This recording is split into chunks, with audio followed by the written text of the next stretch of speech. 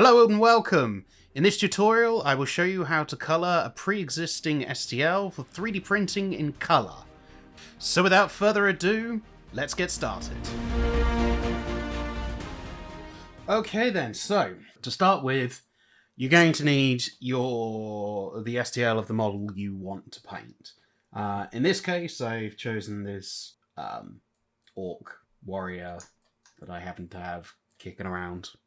Like I say, the way I do this, it goes straight from a pre-existing STL.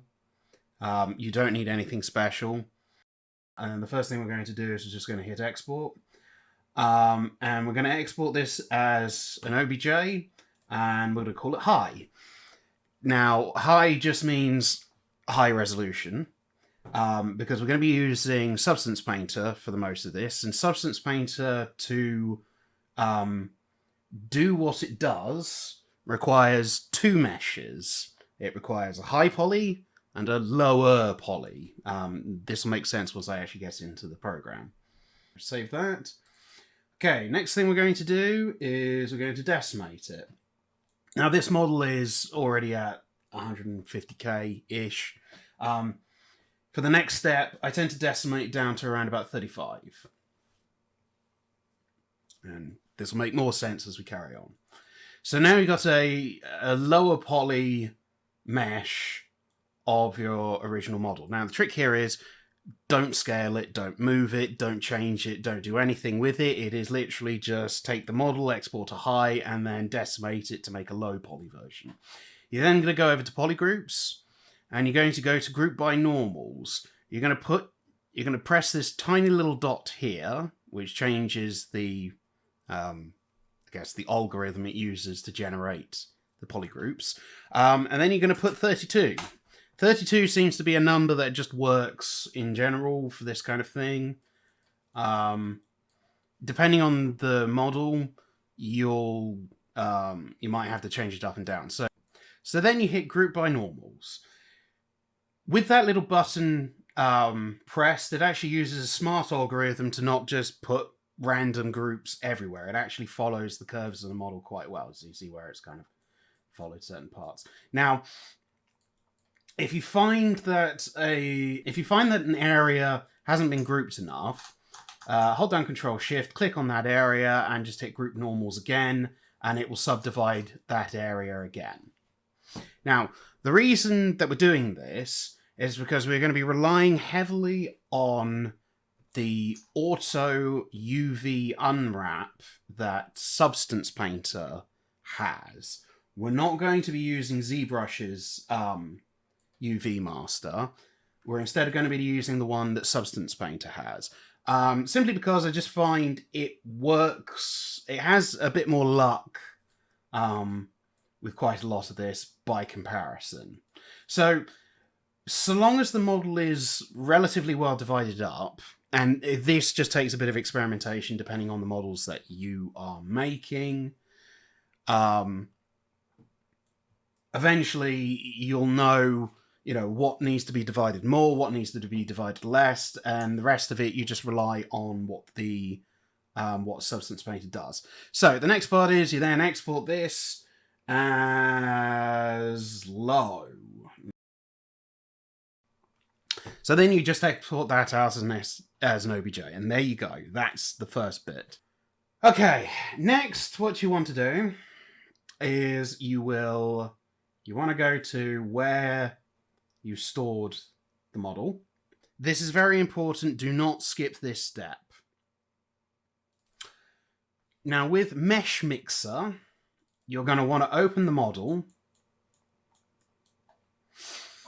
and you are going to want to run an inspector and get the program to repair any problems. Now, notice it repaired two of the problems that were there, but there's one here that it just seems to not be able to do. So this is good for the tutorial because I'll show you how to fix it. Now, the main reason you want to do this is because if you leave fixing these problems until last, or you don't do it before you do the bit for Substance Painter, what tends to happen is when when Meshmixer fixes the mesh, it ends up really messing up the UV chords. You can end up with like gaps or like and holes and just this random piece of coloring that just looks completely out of place, which is, you know, very annoying. So just trust me on this. You'll want to do this step. So we've got, for some reason here, we've got one part that just doesn't want to repair. So you hit done, you go to edit, you're going to go to sculpt, you drop the size nice and low, you're going to zoom in to wherever the rat's nest is. I think it's this little bit here. You're going to hold down shift, and you're just going to smooth that out just a little bit. That smoothing usually helps the inspector fix the problem. So now if we hit auto repair, ta-da, they're all fixed. So this is now a watertight and completely printable mesh. So we're going to go export, double click on tutorial, and we'll just save. So you then save this over low. So next thing we do is we fire up Substance Painter. Now, this is pretty close to the standard interface. I'm not going to go into a great deal of like how to swap things around and all the rest of it. I will show you where all the buttons are that you need to get started. So we go to File, we go to New. Making sure that you are on PBR, Metallic Roughness, Alpha Blend, Starter Assets. There are a lot of these. You really don't need to worry about it. Just make sure it's on this one. Or if you do know what you're doing, use whichever one you're more comfortable with. So, select File. In this case, you go to Tutorial, and you select the low mesh. Hit Open. Document resolution. Initially, I tend to leave it at 1024. Normal map, you don't need to worry about that. Use UV tile workflow, you don't need to worry about that. Import cameras, you don't need to worry about that. But this is the important one. Auto unwrap. You have to make sure that that is turned on. You don't need to play about with the options for it. You can, if you really want to fine tune it and muck around with it, you can, but it's this button here. This is where the magic happens. So then you hit OK, and then you wait. You wait for this program to do its work. Depending on how fast your computer is, it can either be instantaneous or it can take a few minutes.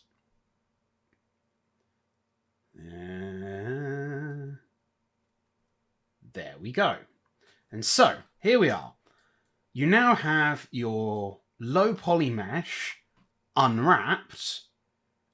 So if you want to see the 2D version as well as the 3D, or if you already have it open, go to 2D, 3D, and there you go. It's an absolute mess. I know a lot of people. I know people who would, if they, you know, were like traditional, UV makers, would cry at this because it's terrible. But for our purposes, it works fine because the you don't need a perfect UV. This isn't going to be a moving mesh. This isn't going to be, a game model where you like look really, really, really close. The detailing of this model is determined entirely by the size at which the model is printed, which I tend to find means it's more important that the UV, everything's uniform scale. You're not like taking the face mesh and making that bigger so you can put more detail into the face. It's pointless because the detail is determined by the size of the model printed. So, next thing you want to do is go to Texture Set Settings, scroll down until you find this button here, Bake Mesh Maps. Now again, this is where the magic happens. All of this stuff here, you don't really need to worry about, just make sure it's all switched on. Output size, you can change it to 2048, apply diffusion, then you need to hit this button here, which is where you find your high resolution mesh. So in this case, we go to high, which is the high resolution mesh we created initially. You don't really need to worry about any of this. I will explain how you might need to if you have certain artifacts that show up on the mesh later, but for now we're just going to roll with the defaults. So once you've got that selected, you just hit Bake Selected, and you'll see it's going to go through all kinds of funky and interesting processes. And now you see that all of a sudden, this mesh actually has some real detail to it. Now, if you want to rotate the lighting that you're currently using, you hold down Shift, and it is the right mouse button, and you can just spin the lighting. Now, generally speaking, I don't use the 2D view at all, so we're just going to get rid of that. I tend to just work in the 3D. It's hold down Alt and left mouse button to tumble. What is quite useful with this program is, if it's going to do it for me, there we go. If you're unsure what the shortcut keys are, if you just hold down whatever key on the keyboard, it actually gives you a full list of all of the shortcuts there. So that can be quite useful. But generally speaking, I'll call them out as I do them. Anyway. Okay, so now we have this mesh, which is now properly set up with normal map, world space, position map, thicknesses, and all various other things that are very useful. So, coming over to here, the assets library. You'll see all of these buttons across the top here. The one you really want to worry about is one called Smart Materials. Now, a couple of these are custom ones I've made over the years. Don't worry, I'm not going to use any of them initially. I'm just going to show you how these work. This is where the magic happens. This is the place where this program really shines. Substance Painter is essentially like Photoshop, but for painting 3D models. So you notice here I just grabbed a creature skin, green skin, thrown it straight on, and already look at this. We've got some nice shading here. There was some variations on the colors, just kind of here and here. It's getting slightly lighter and darker. And this is basically the magic of this program.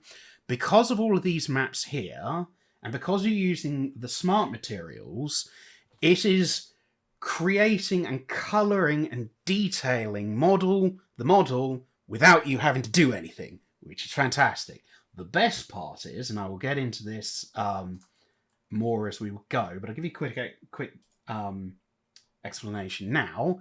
The best part is you can change the colors as well instantly, and because it uses smart layers as well, you don't actually have to go back and paint it. So even with a finished model, a finished colored model, you can then go back and completely change the color scheme at your leisure.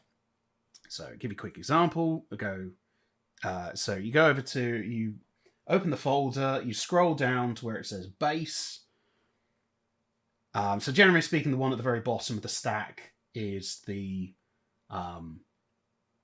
base color, the most important color. So in this case, let's say we want to make a blue. We're not going to keep a blue, but just for now, just for sake of example, and you see it's now colored blue. Darker blotches, let's give her a darker blue. Yeah, and then you can change everything else as you go, if you wanted to. Generally speaking, if you're not used to any of the smart materials and you kind of want to work out, what does what, just flick the little eye on the side there, and you can just see, oh yes, that's what that particular layer does. Now, I will teach you how to create custom ones, but initially, we're just going to be using the basic starter materials to get things going. So, because this is going to be an orc, and she's going to be green, my base layer is just going to be this green, the green skin, green creature, the creature's skin green, smooth, to start with. Now, next, we want to give her some leather. So we're going to just pick a basic leather. There's a lot of them.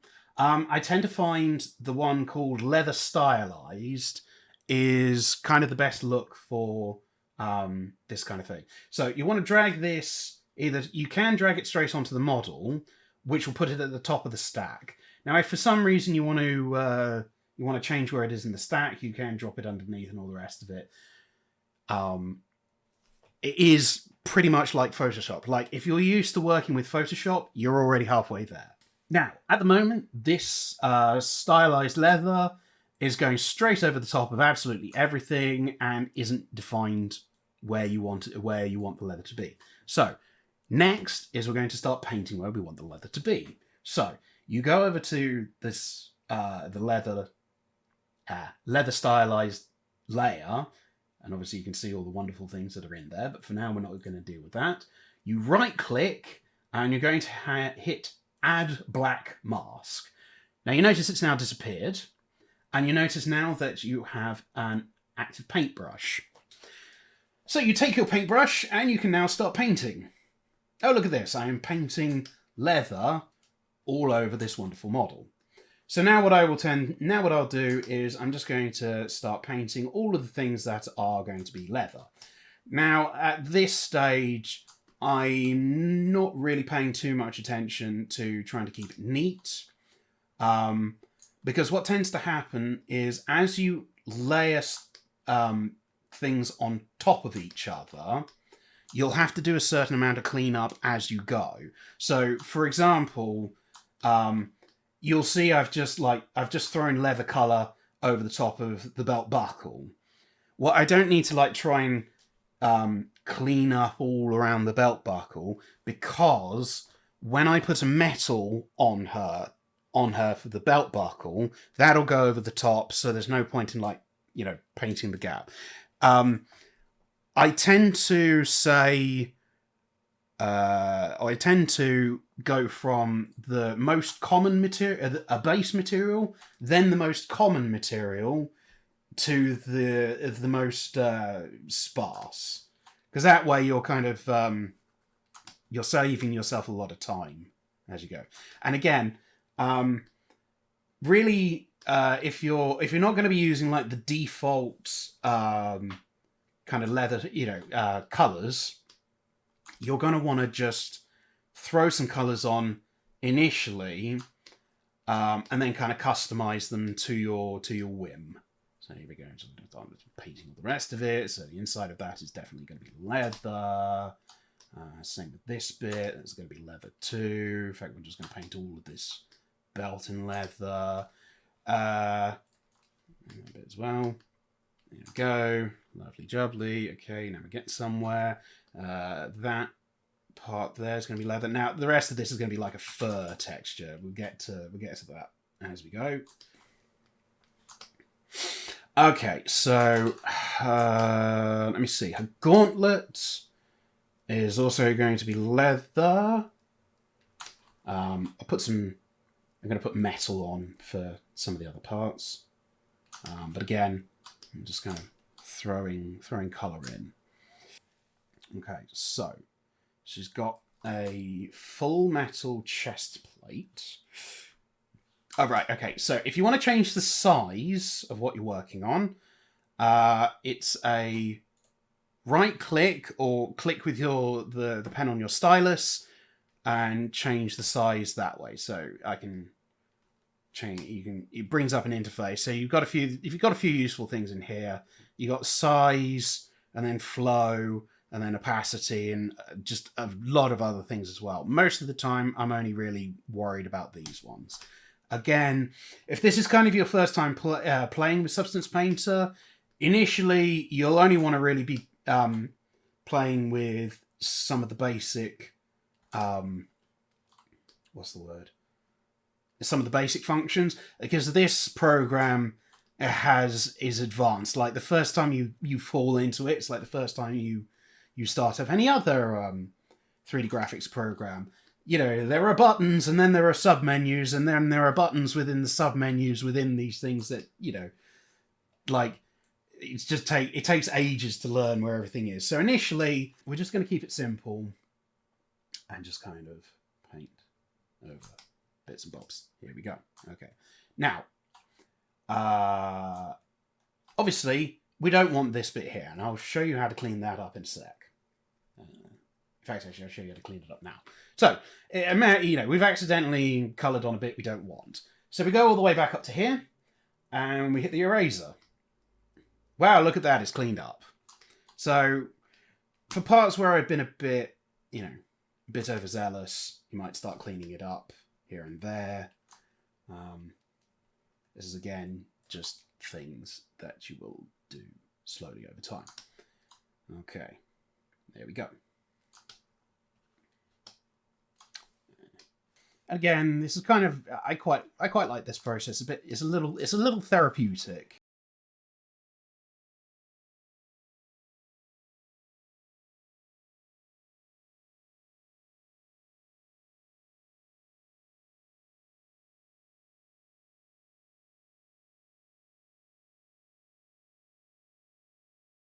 So next, I want to put some color into this chest plate. So we come over again to our smart materials and we have a little look around. Again, there's a plethora of them. It really depends on what you want to use, what you want to paint. You know, what kind of thing you're going for. So, you know, if you're doing like a, you know, modern day, you might want a plastic or something like that. But in this case, we're going to go with iron old. That's okay. What about iron forged? Let's have a look. Yeah, we'll go with iron forged. Okay. So now what I do is right click again, add a black mask, and we're just going to start painting in where we want all of this stuff to be. Now you notice I painted over the top of the little necklace she's got there. Again, you know, it's a process. I tend to find that this is very much a process of refinement. You know, you'll go back over time, clean things up, fix things, make things neat as you go. Initially, I just like to get some color down just so I know what's going on. Because the next thing we're going to do, after we've got all this down, is I'm going to start to show you how to kind of improve some of the colors that are already in here. I have a method that adds more depth, because, I mean, don't get me wrong, initially this setup is quite nice. It's, you know, it's all right. But it's a little flat. You can add more to it. So I'm going to teach you how you can create your own kind of custom material that will then allow you to make it look even better.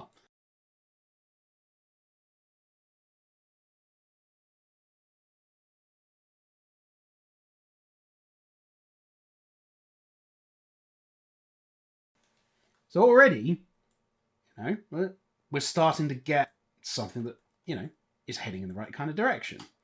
And that's only taken us, what, 20 minutes? Half an hour? If that? Probably not even that.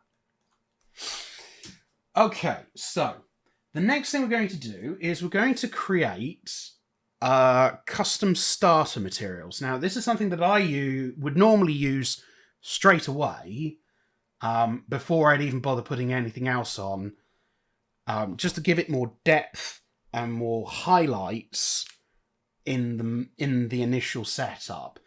So these are two custom materials that I've created, and I'll show you what they do, and I'll show you how to create them from scratch. But this is what they do.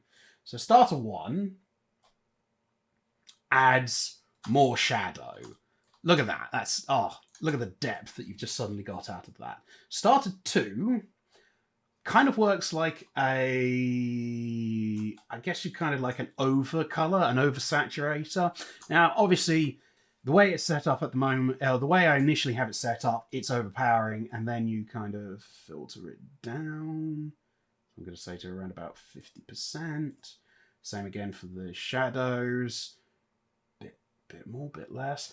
And there you go. Look at that. That is just suddenly so much so much more depth and detail. Look at that. That's amazing. So, how to create those for yourself. We'll go through that as a tutorial. The first thing you're going to do is create a folder. Nice and simple. The next is you're going to start using these buttons across the top here. So the first one we're going to use is this, add a fill layer. Fill layer, as it sounds, basically fills your model with just a basic layer. You can't paint on it because its alpha is determined by what you actually do with it. Now, if you look over here, this layer is going to be affecting the color, the height, the roughness, the metaliness, the normal, the opacity, and the emission. If you don't know what any of those are, don't worry. I'll kind of go through them as we progress through this tutorial. So, the first thing I want to create is essentially like an ambient occlusion or adjustment layer. So the first thing I'm going to do is I'm going to go to the base color, and I'm going to pick like a brownie kind of color. We're going to turn off normal, opacity, emissive, metal, roughness, and height, because the only thing we want to affect is the color. The next thing we're going to do, we're going to right click on that. We're going to hit add black mask. And you notice it's completely disappeared. And then this is the next and best bit. So you right click and you hit add generator. Okay.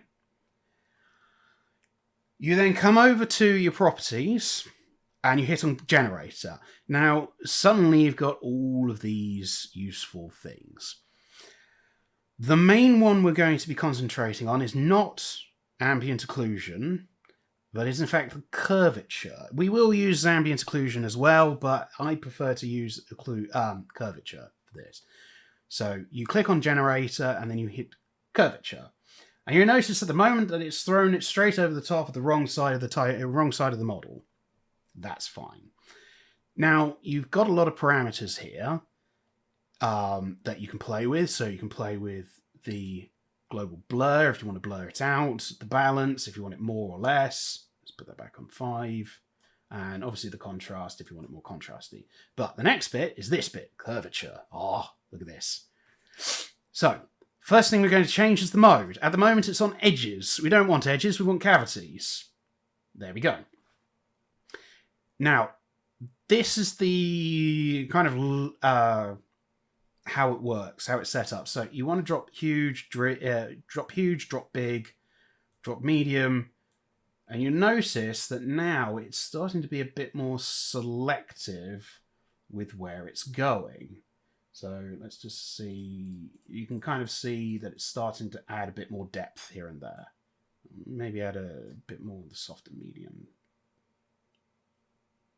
kind of thing. Yeah, I think that's kind of what we want. Okay, so next, you see it's on normal.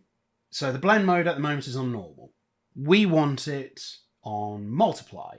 So again, if you're familiar with Photoshop, you should be more or less familiar with what you'd want to use. So if you're using a light color, you'll want to be using color dodge or screen or overlay. If you're using a darker color, you want to use multiply or darken, depending on the kind of effect you're trying to create. So at the moment, we just put a nice little. It almost acts like a wash, like you'd get if you're actually painting the thing. And again, this is what we're trying to avoid. So again, I'm probably going to want to go with a slightly darker material. Don't go straight to blacks. Try to always put a color in there, because again, you can kind of see, where it's going. You can also, that's an effect you can use for later if you want to make her look like she's lava, but we're not doing that at the moment. So I'm going to go with kind of like a darky red. There we go. Okay. So the next layer we're going to put in is going to be an ambient occlusion. So same process again. I'm going to go for a slightly different color. This time we're going to go for a slight brown. we're going to go for a multiply. So you can see already you can see how that layer is still visible, and then this layer is above it, but obviously it's sitting over the top of everything. Same again, we can click off all of these because we're not looking to affect the material properties underneath, we're just adding shade. And again, next, add a black mask, right click on the black mask, add generator, select the generator, put in ambient occlusion. Okay, so again, the ambient occlusion at the moment is in the wrong direction. So if you hit invert, there we go. Looking much better. And again, you can just kind of play with the balance, the contrast. Do you want it? Do you want to look really, really shaded, not too shaded? I tend to roll with kind of like the defaults initially. You can always go in and fine-tune stuff later. And again, this is kind of the advantage of this program, is you can always go back to another layer and fine-tune things. Even after you've painted absolutely everything else, if you want to fine-tune stuff, you can. You can change stuff. It's brilliant. This is why it's far better than poly painting, because if you're poly painting, oh, whoops, I've committed. With this, you don't have to commit to anything. So that's an ambient occlusion. So next, what we're going to do is we're going to add a kind of like some highlight edges. Yeah. So we're going to go with let me see, what would be good color. I tend not to go for bright white straight away either.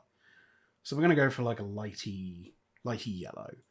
And again, it depends on what kind of thing you're trying to make here. Will depend on the kind of colors you're selecting. So same process again, black mask, add generator, curvature. And again, you can see now it's where it's sitting over the top of the curves, which is what we want. We're going to change it to, let's go with screen. Cool. Okay. So I'm going to go click on the curvature, and then we're just going to drop all of these down, down, down, down, down. Okay. And you notice that we're kind of getting to the point now which we want, which is where this is now starting to pick out all of the individual edges and that kind of thing. Now, obviously you can. I'm going to use color balance just to make it so that it's only picking out like the really high edges. I don't want it to pick out like all of the. I only want it to pick out just the high edges. I don't want it to pick out absolutely everything. And I'm probably going to tone it down just a little bit. So again, you've got the blend mode, and then you've got the opacity for that layer, and I'm probably just going to drop it down just a smidge. So once you're kind of happy with that one, then what I like to add is I like to add a purple burn-in layer. That's probably going to be a bit too purple. We're going to go kind of over there. So again, add generator, black mask, add generator, select generator, a curvature. Now we're going to use either color burn or linear burn. It depends on what you fancy. We'll go to curvature. We're going to change it to cavities. Oh, I've forgotten a step. Sorry. Turn all these off. There we go. That's better. I think we're going to need to go slightly less saturated. There we go. That's better. Go back over here. Go to curvature. And it's saving. So we're just going to go big, huge, large. Reduce it down just a little bit. And we're just going to increase the blur. Just give it a bit more. And then with the color burn, I'm just going to subtract it down just a smidge. There we go. That's looking better. So that's a color burn layer. And then very last one, the very, very most last one, I like to add a color dodge. And typically I tend to use like a yellow or an orange over the top. So I'm going to go color dodge. We're going to go black mask. Same again. Add a generator, curvature, and then we're going to muck around with this until we get something that looks what we want. So big, small, yada, yada. So this again is more to do with just really trying to make those colors pop. Probably around about there. And you notice now you can actually see, you can see the shade, you can see the purple, a little bit of purple hint. You can see the hints of yellow and orange that we put in there as well. And again, if you want to, you can go back in later and you can change this out for a white or a darker, depending on whatever you want to do. So now that you've created your first custom smart material, this is what I like to do. So close the folder, name the folder. So we're going to call this tutorial over color. I'm going to hit right click, and then you're going to see this button here, create smart material. You press it, and oh, look at that. We now have a smart material that we can just throw straight onto our models, and oh, hey, look at that. We're already halfway. Wonderful. And the best part is you can have that for your materials to then use over and over again. And as you start to get better at creating your own custom materials, you'll start to build up a nice big library of custom smart materials. Now, the other thing I'm going to point out is this button here. If it's going to show me. There we go. The Substance 3D Community Assets. Lots of people create custom smart materials or custom materials. If you click on this button here, you can then go to Adobe's website and you can download all of them, any of them that you want for free. It's fantastic. It then means that you've got access to materials that the default program doesn't come with. And again, it just makes life so much simpler. So now that we've got our nice, lovely over material set up, we're going to go back and we're going to make some micro adjustments. Now, obviously, one thing I will do is I'm just going to tint this back by a smidge. The other thing I'm also going to do is change it to pass through. There we go. So instead of being normal, you want it on pass through. There we go. In fact, actually, it was pass through was the thing I was looking for in the first place. There we go. That's better. Look at that. Look. Yeah. That looks okay. That looks fantastic. Okay, so moving on. So again, I'm going to go back to this this color, this skin color, because honestly, I kind of want a little brighter, just a smidge brighter. So you notice I'm just making micro adjustments to the coloring, and again, you can see this in real time. That's probably going to be too much. What are they using? Oh, they're using a light. L dodge. Okay, linear dodge. And probably a good way to do it. There we go.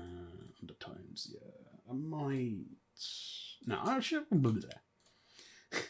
Sorry if I make a lot of weird sounds while I'm thinking. It's just the process that my brain uses. There we go. Okay, now we're getting somewhere. I think the leather is now just a tad too dark. I'm going to just lighten it up a bit. And as you can see, I can make changes to the colors and it doesn't affect, it happens live. I'm not having to go back over and repaint everything. I'm sure there are painters out there that wish they could go back and change the color of a layer after they painted it, but in this program, you can. Cool. All right, so now we're going to carry on just painting in the various colors. Now, I think at this point we're going to go up a resolution size. Now, again, this is why this software is amazing. If you wanted to go up a resolution size in any other program, you'd have to go through a very complex process. Here, you just scroll up on texture set to settings, and you go to size, and you press a button, give it a moment to think, and oh, hey, look at that, we've now got more resolution. Isn't that amazing? This is why I love this program. It just makes things so much easier. And a lot faster.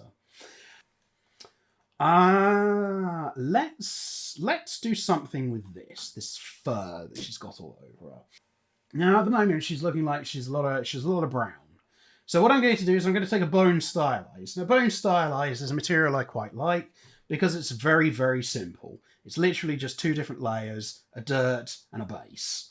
It basically just makes making custom materials with it a lot easier, because some of these have got like 15 different layers. We only need a little bit. So again, black mask, and now we're just going to start painting where we want this.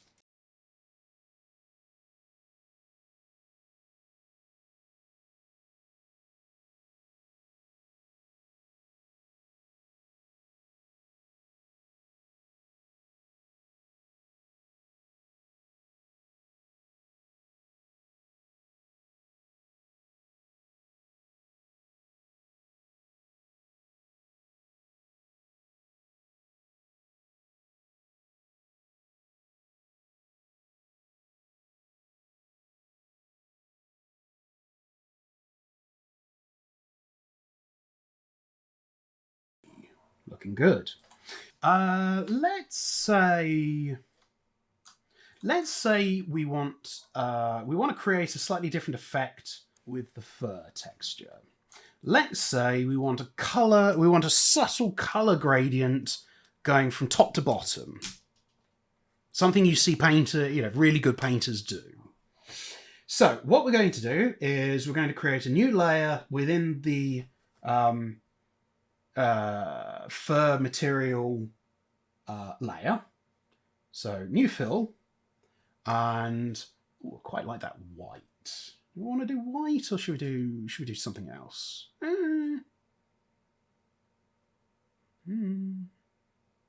For now we'll stick with the white, let's say. Okay, so right click, and we're going to go add a black mask.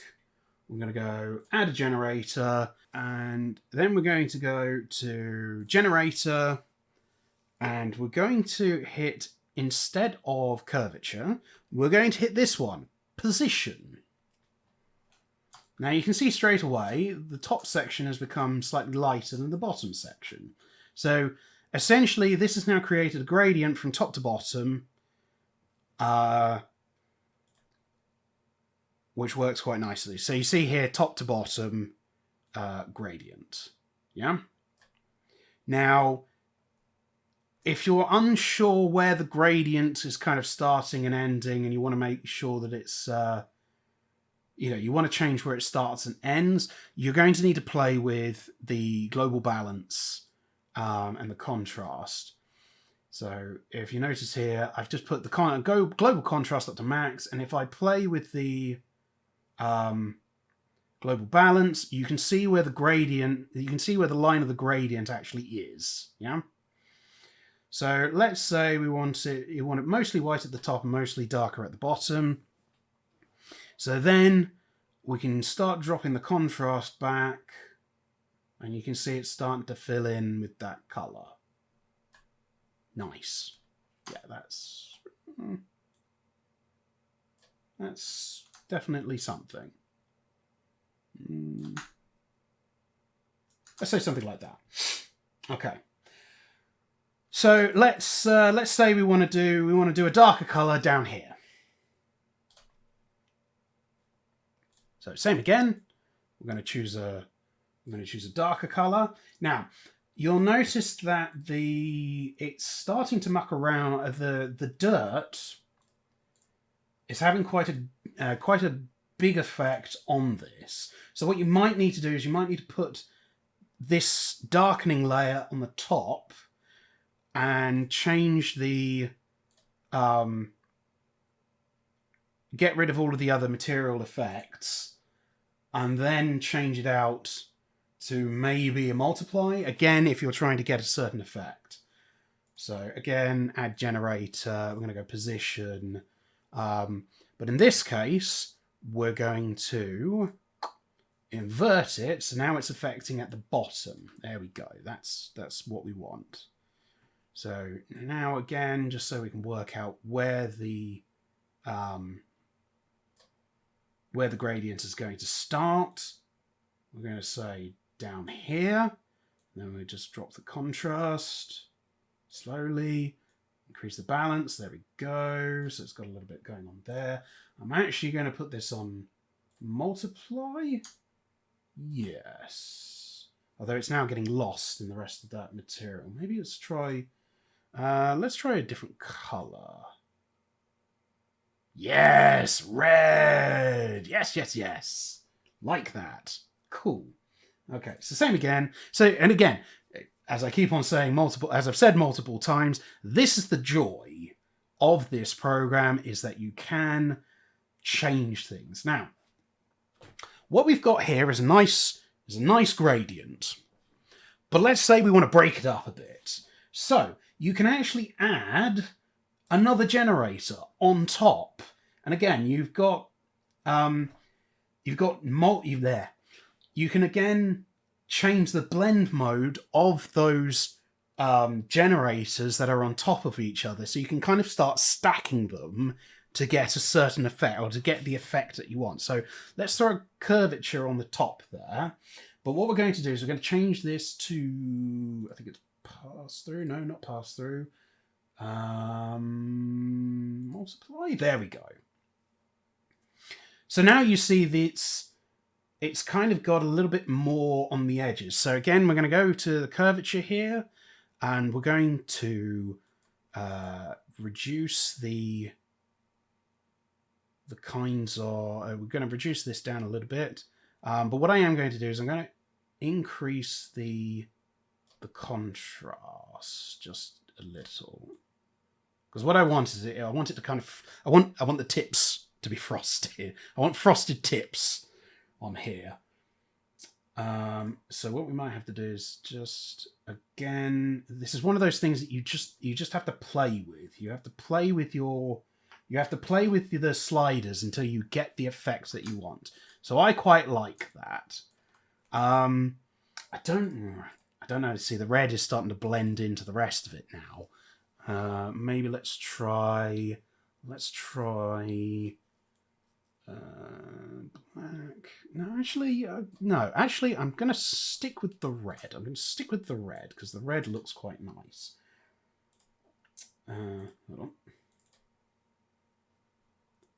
on. Maybe a bit more red. And again, what I might do is I might change this to cavities. No, maybe jewel. Jewel sometimes is interesting. Again, you can create, so the mode for the curvature, you've got edges, cavities, jewels, and uncompressed. Again, if you just play with the one, you just play with them, and eventually you'll kind of work out which one works best for whatever you're trying to achieve. I'm just going to blur that a smidge. Yeah.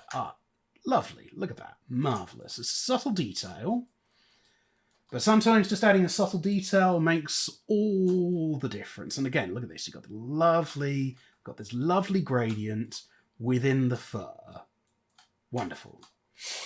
Okay, and now again, if you really wanted to, because this is all smart material based, you could create your own custom material for this. So say like you want to use, say if you wanted to use it again, you give it a name, right click, create smart material, and it will be in here somewhere to go find and use at a later date. Fantastic.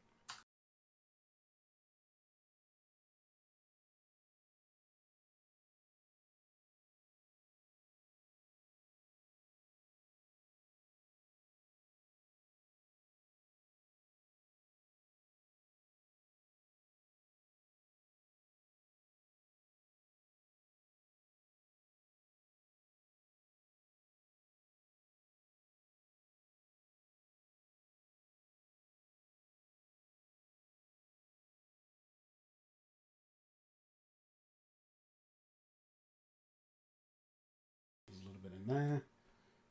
Oop. Obviously, Control Z, universal. Okay, I think it's about time that I actually save this. We're going to save. Tutorial. We're going to call it the Orc. Orc Fighter.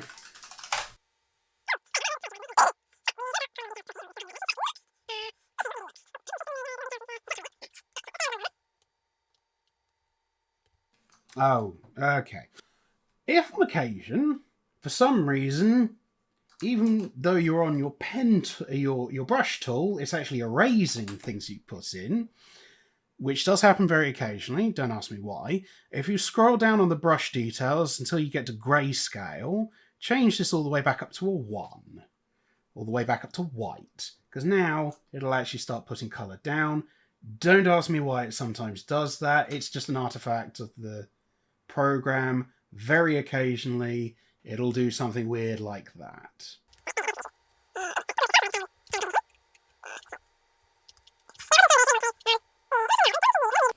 Okay, so the next major thing to be dealt with is the hair. In this case, I think we're going to go with red. I want her to have really red, vibrant hair.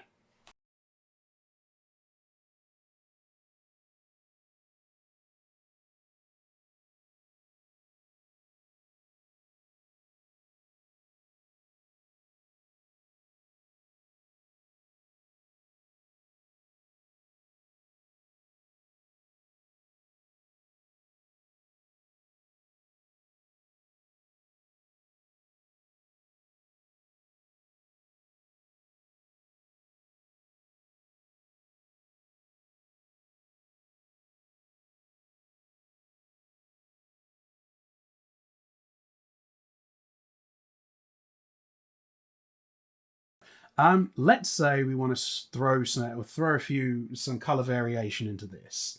So we're going to put a new layer in. Oh, she does look good with white hair. Scroll down a bit. So we're going to go for, let's say like a, like an orange, like a burnt umber. I'm going to go with black mask. And then what we're going to do is we're going to use a little trick that can be quite useful later on. So I'm just going to throw on just roughly where I want it. There we go. But obviously that doesn't look very good. But if you go over to this button here, the Smudge Brush, you can actually smudge where you've painted on that layer. And again, if you have you muck around with the flow and the stroke opacity, you can kind of get it so that it's, little, however you want it to actually act, kind of thing. And again, it's kind of like Photoshop in the way that it acts. So again, I'm just going to smudge this out here. And, kind of fade some gradients out here. Pull some of these up. There we go. Looking good. And again, the best part is, because you've used a mask and a colour, a fill layer, if you don't like it, you can always change it. Well, hey, again, if only it was this easy in real life. I think actually, yeah, I kind of like the burnt orange look. I am going to, however, just pull some of these back up here a little bit, so it's not quite so all in one place. Maybe fade some of these down a little bit. Yeah. I mean, I could spend hours just working on just this one gradient, but we're not going to for this tutorial. Same thing again, if I really wanted to, I could add something at the top of the, I could start having roots, add roots to her. Okay, so next, what we're going to do. Now, what you can do is there is a tooth material in here. Not a big fan of it. What I tend to use is either a wax candle material, or if you want something a little darker, use bone. Again, bone stylized. Bone stylized tends to work better for characters with not quite such good hygiene. Or you want it to look a little bit more grungy, a little bit more rustic. There we go.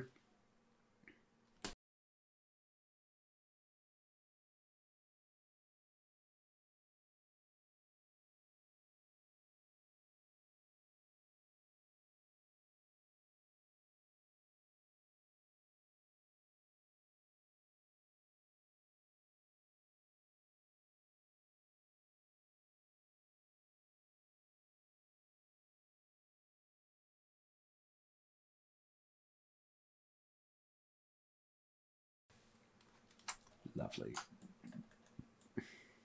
Ooh. And this is typically what happens. You'll see things that you've missed, things that you need to go back and fix, all the rest of it. Okay.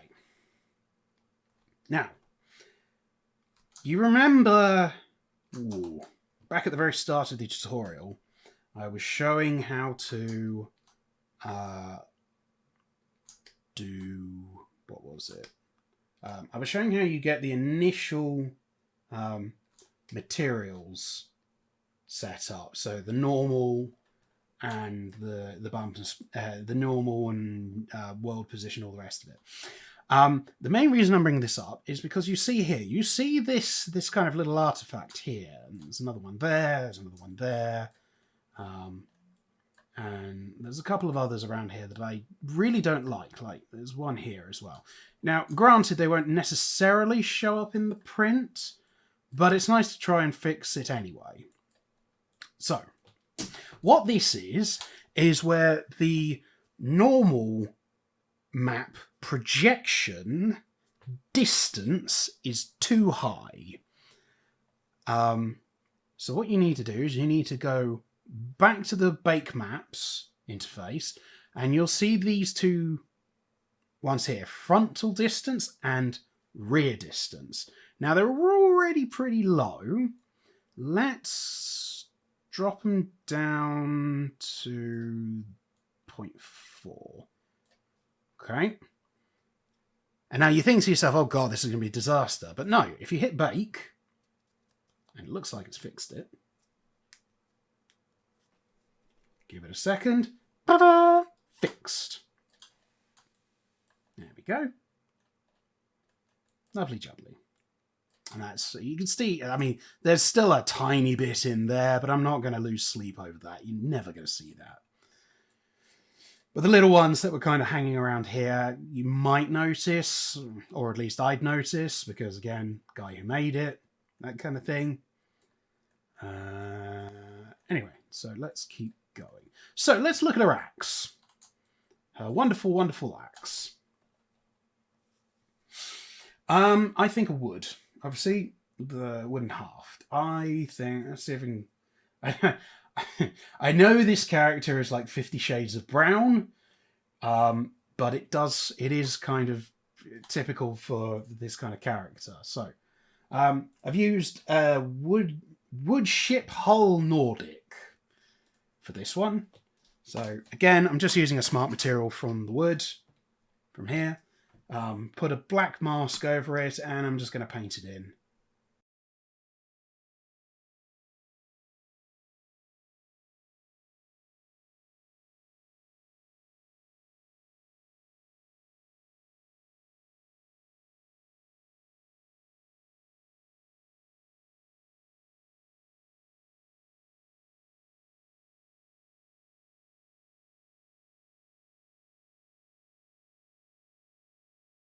Right. Okay, so we've got a couple of bits that we still haven't done. Next is we're going to do this rock that she's standing on. Okay, we're going to use a mossy rock. Da da da da da. Stick that down there. And now she's a mossy orc. So black mask.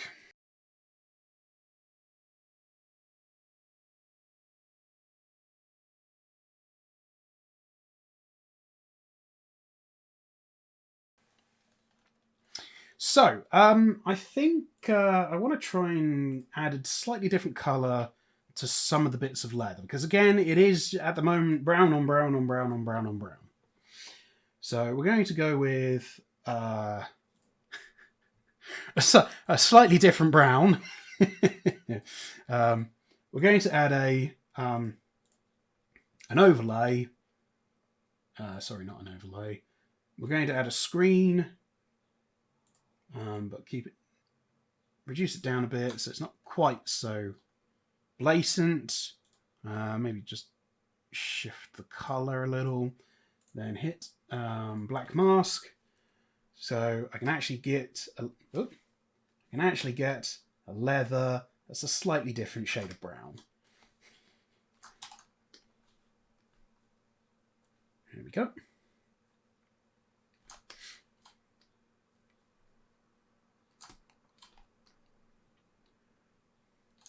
So the reason you do this inside the overall folder or the overall smart material is so that if you accidentally paint over bits like this, it doesn't show up. It only shows within the area that this smart material is already masked to. Which again is just one of those reasons why this program is so super powerful.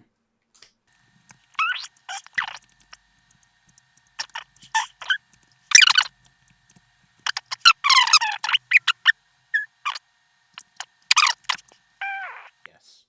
Right, okay, so now comes the interesting bit, or the tricky bit. Painting the face. Now, at the moment, the shading that's on the face is probably a bit too heavy. You know, there's around the eyes here and around the nostrils and all the rest of it. And, you know, you don't necessarily want this high, heavy shade. So, first thing we're going to do is we're going to go back up to our overcolor, our overshade, this bit. And again, we go onto the brush, change that back down to a black, and then we're just going to mask off just the face, just the color on the face, just to make her a slightly lighter color. I might end up doing the same thing with the shade, with some of the shading details that comes from the undertone, this bit here. So, if you've got a material that's already got a curvature on there, but you want to be able to paint over it as well, what you need to do is you need to right-click on here, and you need to hit Add Paint. Okay? The paint basically adds another layer to the mask that you can then manually paint over just to clean up and get rid of some of the, some of the shading that you don't necessarily want. So now that she's got a completely clean face, this comes the tricky bit. You are going to create a new layer, a paint layer. Now, this paint layer works exactly the same as a normal paint layer, just a normal layer in Photoshop. So you pick your colors. So in this case, what I'm going to do is I'm going to start with a black and start with a dark color, and I'm going to color off, first of all, her eyes and eyelashes. Now, you can't change these once you've started painting them. This is the only bit of the process where you kind of have to commit to a color scheme, if that makes sense. You could do it with lots and lots and lots of little smart layers, but I tend to find, at least with just painting the face, you're just going to have to grin and bear it, grit it, and just paint it in manually. So I'm giving her a slightly, it's a slightly darker eyeliner, I guess. Go back over to this color. So the next bit. Now, I don't like how shiny this bit is looking. So what you need to do is you need to change the roughness back to a 1. Now, change the roughness, and as you paint, you'll notice now it's not shiny. So you're actually painting on multiple layers at the same time. So I'll just give you a quick rundown for that. So you've got your base color, which is where all the color lives. You've got your height map, which we're not using. Your roughness, which is basically this, how rough things look, but it's a black and white map. So you notice here, this is completely rough, and then the rest of it is kind of a gradient. Then you've got metallic. Well, there's only so many parts that are metallic. And then you got the normal map and just all kinds of other things as well. But we're going to go back to the material. That just gives you a peek behind the curtain of how this software works. Okay, so now what I want to paint in the eye whites. Now these I do want shiny. So again, you go back over to here and you change your roughness down to a 1, and you manually paint in the eye whites. I tend not to go for a bright white when I'm painting eyeballs, because they're not actually bright white. They are a slightly off color. Okay, so eye color. We're going to go with a bright blue. This is going to be the only thing on her that's not brown. So the way I like to do this is I put on a darker color. Now you notice I've gone over on the eyelids as well. You can go back in and repaint over that as you go. Then what I like to do is I put like a dark color in for the whole thing. Then I like to go for a lighter color and drop my flow, drop my opacity, and then just slowly paint that in a little. Slowly paint that in a little bit as well. There we go. Then go to a nice dark color. Drop the size, nice and small, not quite that small. Not quite that big either. Hold on. Yes, there we go. And then I think in this case, I want it, I want it to go absolutely, there we go. Like that. So let's scroll back out a bit. Yeah, it's looking pretty good. Still a tad too dark, I think. So we're going to add some really high whites. If you want tutorials on how to paint eyes, there's lots of them. Just go look on YouTube. That's all I'm going to say on that. And then I think we're going to go with the bright white, just on like the very corners there. There we go. Lovely. Okay, we're going to go back down to the dark brown. Maybe even a slightly red. Change the roughness back to a 1. And just kind of paint in this bit. There we go. Lovely.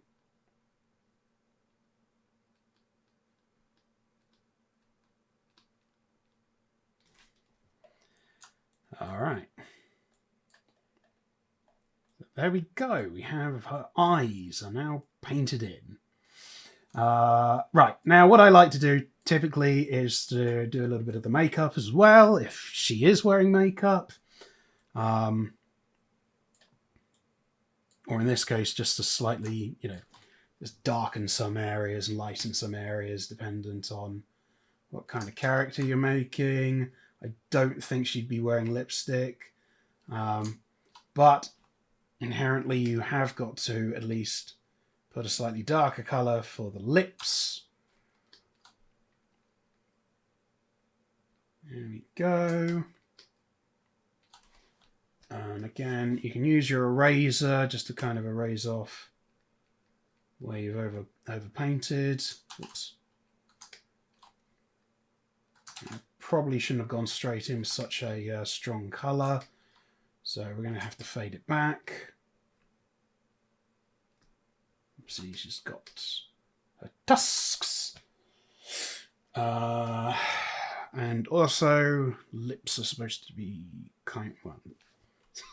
slightly wet. Go away. So pick a colour. Yep.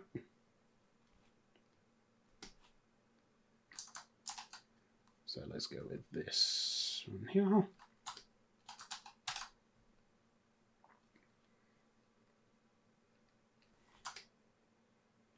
Yep. Okay, I'm going to grab the colour of her nose because I want to just see if I can't throw in just some little detailing. Now, obviously, if you do paint skin details like this, you are going to have to go back and adjust it if you then end up changing the colour of the entire rest of it. So unfortunately, the eyes are just something that you are always going to have to recolor if the character does have eyes and if you're going to be using this particular method. Whoops. Right, so let me just I want to just add a little bit of shade. I'm going to just add a little bit of shade up here.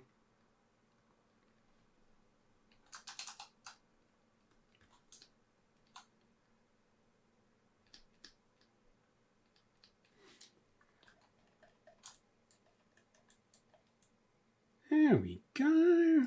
That's just looking grand.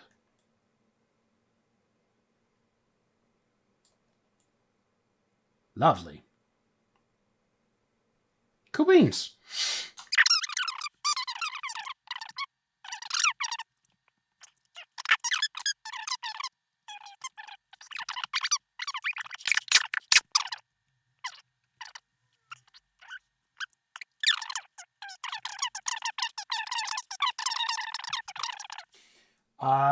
Right, so little details.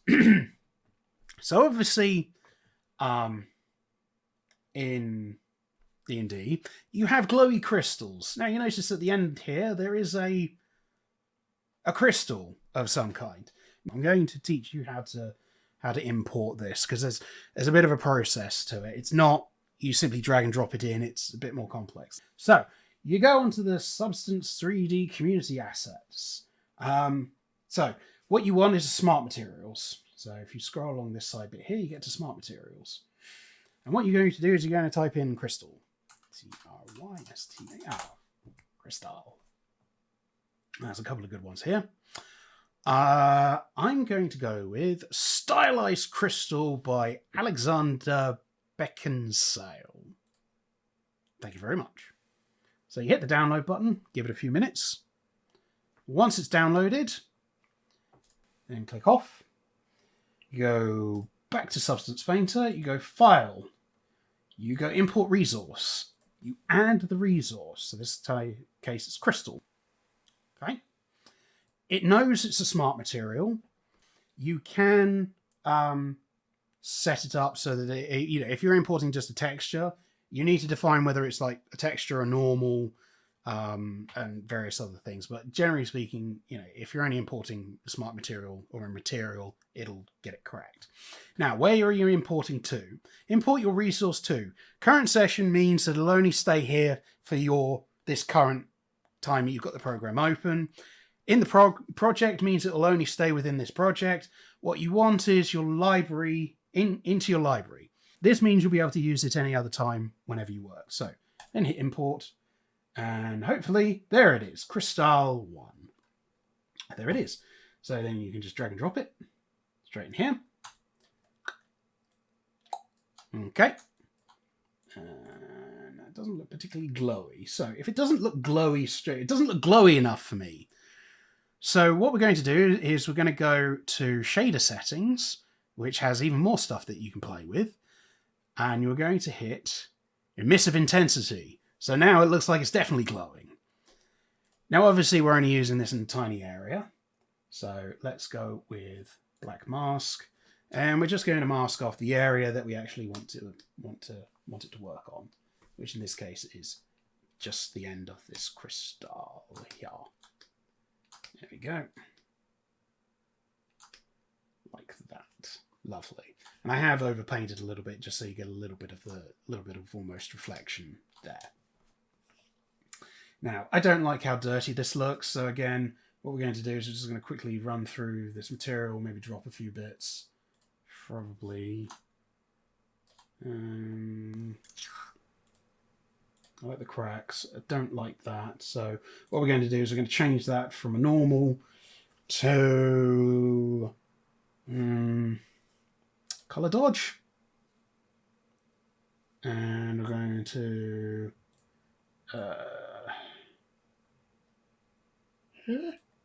oh, hold on.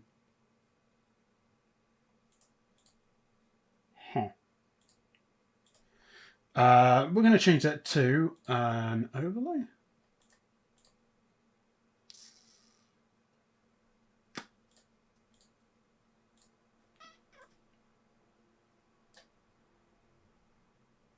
Oh, that's interesting. Oh, I know. I got it. Sorry. Excuse me there. I was having a mental moment.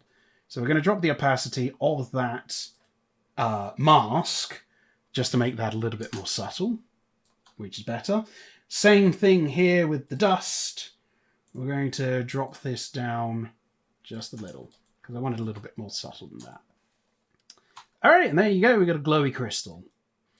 So if you want your own your own glowy crystal, go to the Substance Painter Community tab, and you can download one there. Right, last couple of little details. I need... Where is it? I want a leather stylized again. I'm going to go black mask, and we're just going to paint in these little bits here. Lovely jubbly. Is there anything else I want to paint on? So, next I'm going to show you how to add some effects. So, what we're going to do, as I think I mentioned before, is we're going to add some we're going to add some little tattoos, and we're going to add some orcish paint, some war paint. So I highly recommend doing this on top of everything, because that way, if you don't like it, you can always get rid of it nice and easy. So we're going to go with, let's see, plastic. We're going to go with the plastic, because that kind of looks like paint. There we go. Now, obviously, this has gone over the whole thing. So again, as always, black mask. But, right. Now what you do is you're going to go over to, just see if I can find it. It's this one, which is alphas. And again, Substance Painter, wonderful program that it is, comes with all kinds of lovely pre-made and custom-made alphas that you can use to do all kinds of interesting things with. So, in this case, we're going to add a... let me see. What are we going to add? I kind of want to add I almost want to add like a handprint across the chest plate. So we're going to go with a handprint. Okay. So here's what we do. Making sure that you've got the mask selected. You double click on the handprint. You change your size, and you notice now, oh hey, look at that. We've got a hand. Now, obviously that's a bit big. That's also the wrong color. Now, if you look on here for, not spacing, for angle, you can rotate the angle of the print that you want.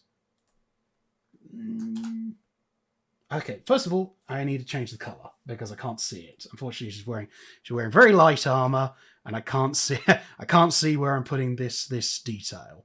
Do we want to go with a black or maybe a red? Probably red. I think that's more her style. Don't you think? There we go. Yes. Let's make it a bit bigger.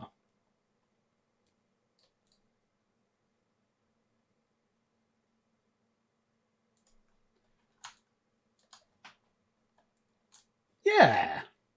I like that. That's good. That's cool. Yes. Fantastic. Okay. So we've got a nice little, we've added a decal. She's got a handprint across her chest. Now again, let's say we want to add one to a skin. Now, if we want to add a tattoo and we want to make sure it stays on the skin layer, you'll have to add whatever color you want to add within the skin material, the skin layer. Okay, so because we wanted to go over the top, we're going to create a fill layer. We're going to pick a color. Let's say, I don't know, what's an interesting color for an... Oh, that's a little terrifying. Let's go with white. We're going to go with white war paint. So we're going to go black mask. I could add her another one there. I think that's too much. So what we're going to do is we're going to go with, let's say, I don't know. Maybe we can just paint. We could just paint some in. Let's see. Anything in particular? Maybe one of those. Let's have a look. See, what does that do? Oh yes. Hold on. Too much? Maybe a little bit too much. Hold on. Let's have a look. What I am going to do is I'm going to make this so that it shows up real detailed. What I'm going to do is I'm going to increase the height a little. Just so that it shows up a little better.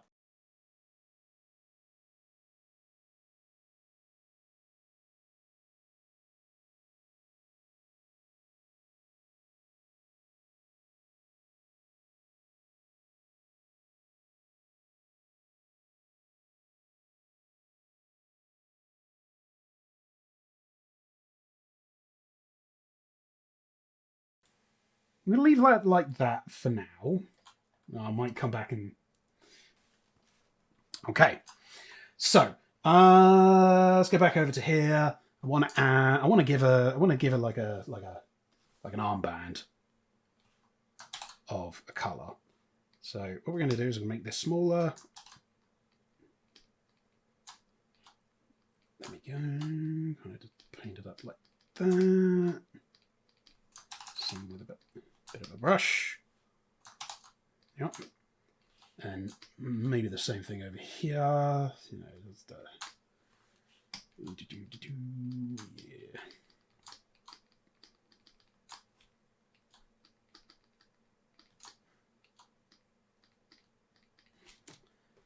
There we go. Yeah, I think that definitely adds something to the character. Definitely white. I mean, just say. See, again, this is the advantage of doing it in Substance Painter. It's because you can change it later. Blue? Ooh, blue. What about blue? Blue's an interesting colour. Yeah. Blue war paint. Oh, that offset. Yeah, no, that offsets the red really nicely. Yeah. Okay. Yeah.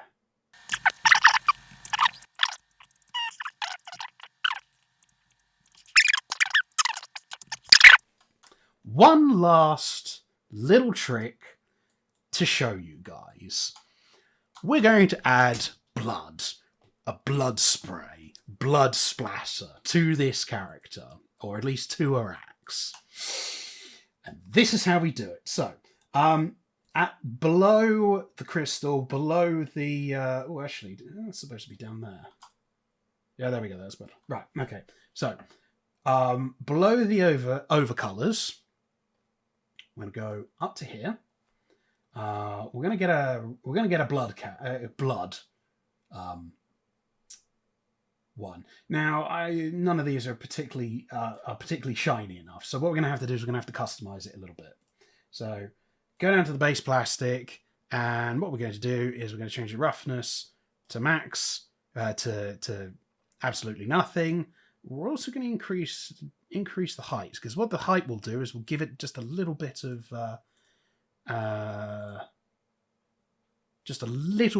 like, make it look like it's sticking out a bit. Again, how much of this detail will actually come out in the print is kind of subjective.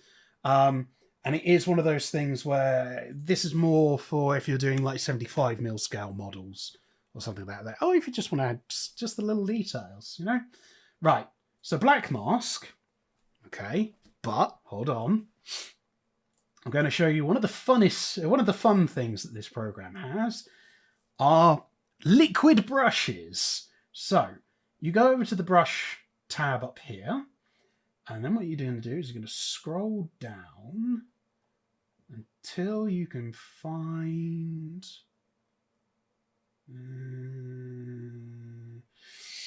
we're going to go with leaks. Okay. Now, if you don't have a particularly pokey computer, I would be careful using this, because what tends to happen is it kind of runs a it runs a simulation to run the material that you're spraying down the tool. And it's reactive to the to the way the tool is set up.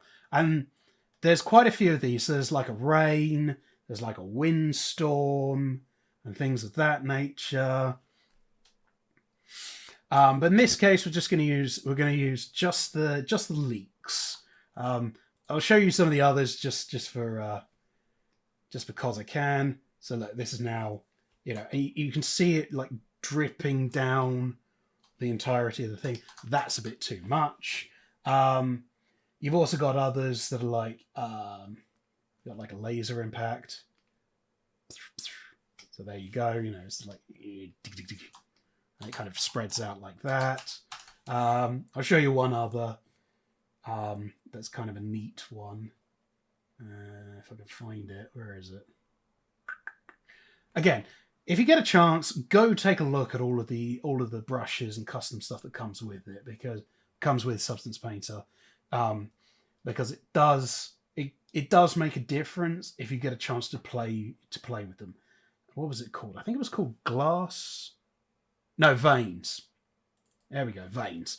So say like you've got a horror character that's got to have veins, you know, kind of going places, you know. Hold on. Blip. You know, you want them to kind of follow off and go do things. You can change the life cycle and all the rest of it of these so that they're not quite so, you know, they live longer or shorter. It depends on what you're trying to achieve. But there you go. There's some fun stuff to play with. But that pretty much represents the end of the painting for this character. I think this is great. You know, we've got a bit of everything in there. You know, we've got decals, we've got paint, we've got colours, all the rest. You know, we've got all kinds of useful stuff. Now, so once you're happy with it, obviously save it. And then, this is the bit where things get interesting. Now, if you want to take one last opportunity to maybe change the colouring, which can completely change the look of the character, be my guest. You know, work out. In fact, actually, that does look better. The only problem is it's so dark on the back there. Now, this is kind of important. This This you want to avoid, because the back will be so black. It looks awful. So let's see if we've got another one that we could use. What about this one? That's okay. Maybe a tad washed out. What about this one? That's a little better. So soft 5-day light studio. That's quite a nice one. Maybe Studio 5, Studio 6. That's actually quite a good one. Yeah, actually we're going to stick with Studio 6. Right. So one last quality check. Is there anything that needs fixing? What is that?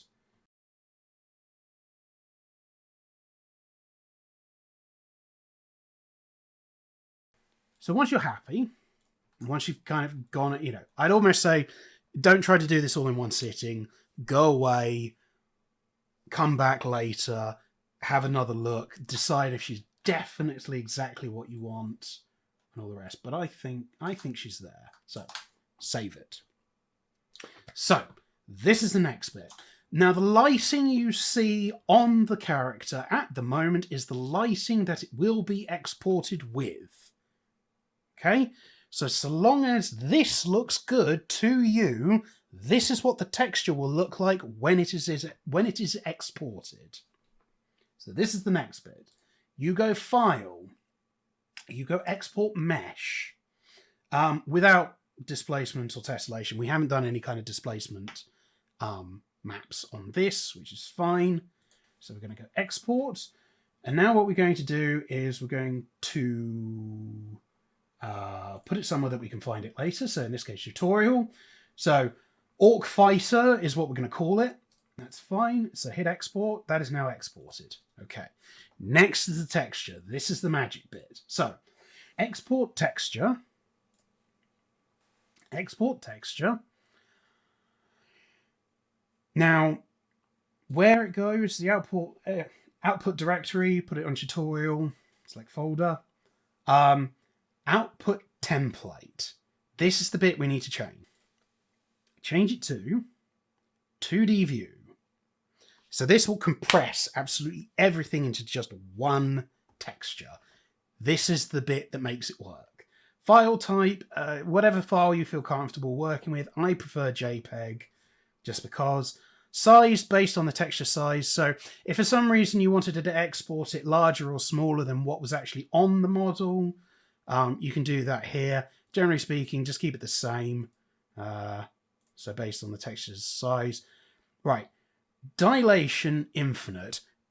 You just keep it as dilation infinite. You don't need to change that at all. It just means that the texture outside of the UV islands just keeps going forever. It basically means that there won't be any edges from where the UV UV splits are. Okay. So then you hit export, wait for it to do its thing. Once it's done, you then go back into ZBrush. We're going to go import. We're going to go Orc Fighter. Drag her out, edit.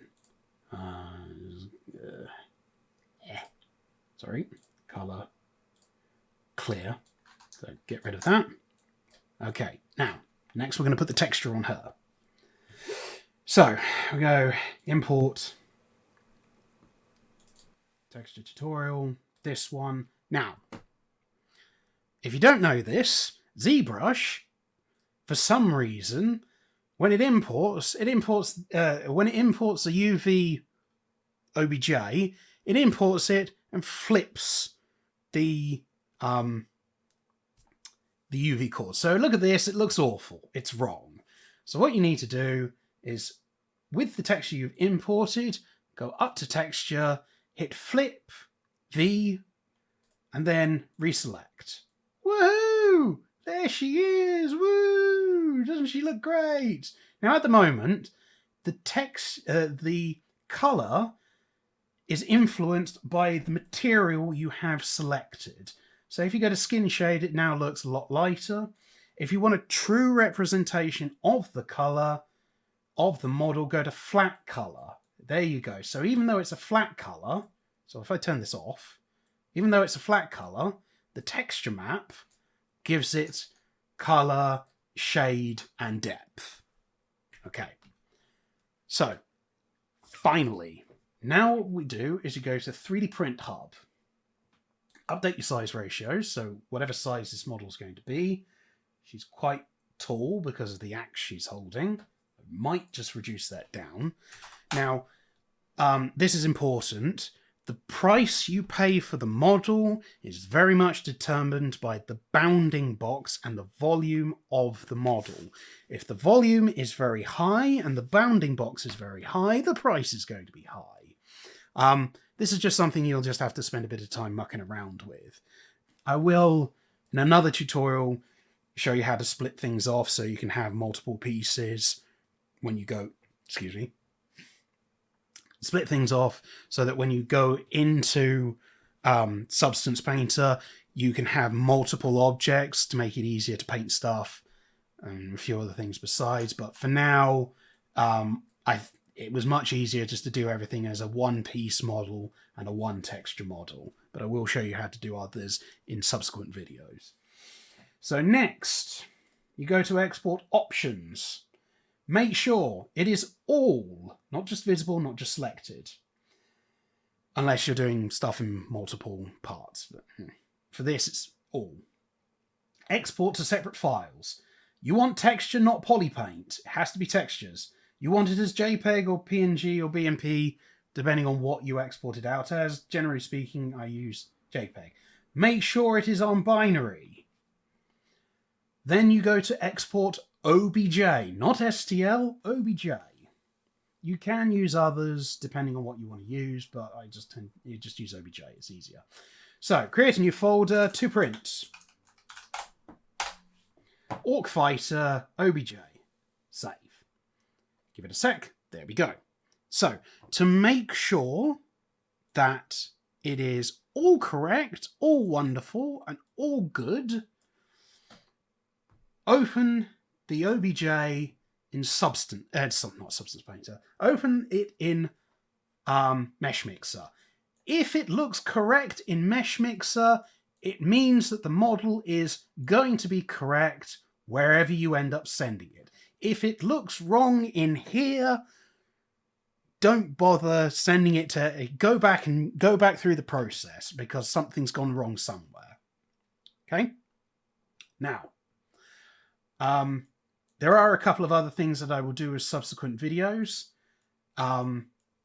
Like how, if you find there's a mesh error, how to fix that post finishing your model. But luckily, because we went back, because at the very start, we corrected the OBJ so that when it exported, it was correct. And when we finished it, it's correct.